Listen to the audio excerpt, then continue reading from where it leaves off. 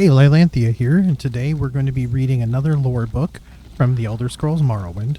Today's book is 14 Morningstar 2920, The Imperial City in Cyrodiil. The chimes proclaiming Southwind's prayer echoed through the wide boulevards and gardens of the Imperial City, calling all to their temples. The Emperor Remen III always attended a service at the Temple of the One, while his son and heir, Prince Juliak, found it more political to attend his service at a different temple for each religious holiday. This year, it was at the Cathedral Benevolence of Mara. The Benevolence's services were mercifully short, but it was not until well after noon that the Emperor was able to return to the palace. By then, the arena combatants were impatiently waiting for the start of the ceremony. The crowd was far less restless, as the potentate Verisidu Shai had arranged for a demonstration from a troupe of Khajiit acrobats.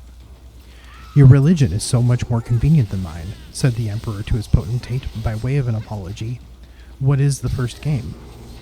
"A one-on-one battle between two able warriors," said the potentate, his scaly skin catching the sun as he rose, armed befitting their culture. "Sounds good," said the Emperor and clapped his hands. Let the sport commence."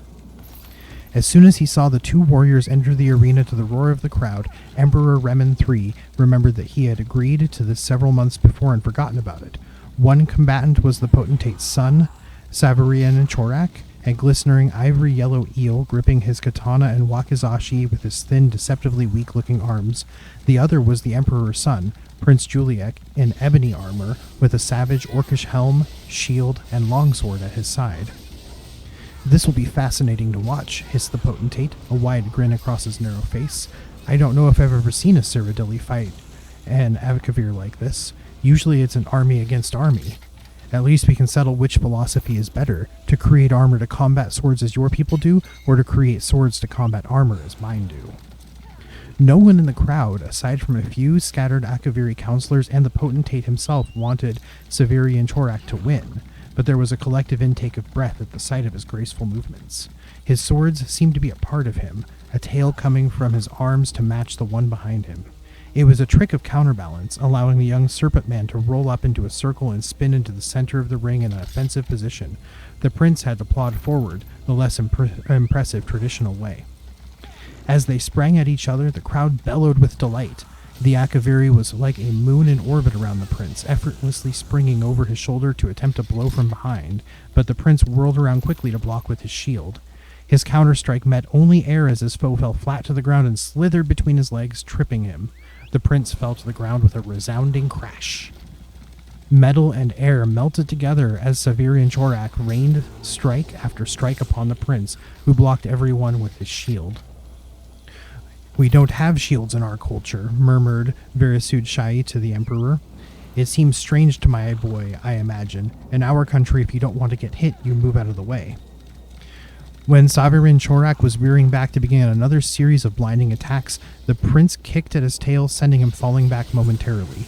In an instant, he had rebounded, but the prince was also back on his feet. The two circled one another until the snake man spun forward, katana extended. The prince saw his foe's plan and blocked the katana with his longsword and the wakizashi with his shield. Its short, punching blade impaled itself in the metal, and Savarian Chorak was thrown off balance. The prince's long blade across the Akaviri's chest and the prince's long blade slashed across the Akaviri's chest, and the sudden, intense pain caused him to drop both his weapons. In a moment, it was over. Savarian Chorak was prostrate in the dust with the prince's longsword at his throat. "The game's over!" shouted the Emperor, barely heard over the applause from the stadium. The prince grinned and helped Savarian Chorak up and over to a healer. The Emperor clapped his potentate on the back, feeling relieved. He had not realized when the fight had begun how little chance he had given at his son's victory. "He will make a fine warrior," said Verisud Shai, "and a great emperor." "Just remember," laughed the Emperor, "you Akaviri have a lot of showy moves, but if just one of our strikes come through, it's all over for you." "Oh, I'll remember that," nodded the potentate. Remen thought about that comment for the rest of the game and had trouble fully enjoying himself. Could the potentate be another enemy, just as the Empress had turned out to be? The matter would bear watching. This has been 14 Morningstar 2920 from the Elder Scrolls Morrowind. Thank you kindly for listening, and take care.